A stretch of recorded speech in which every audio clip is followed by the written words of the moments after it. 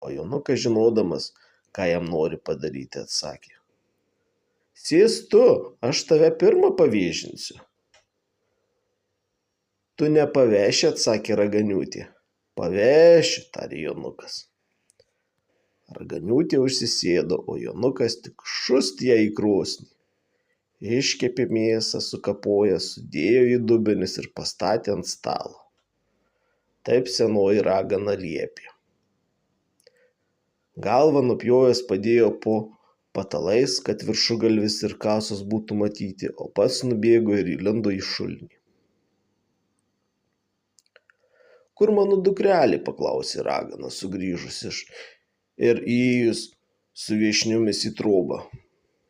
Ogi štai pataluose miega, atsakė viešnios.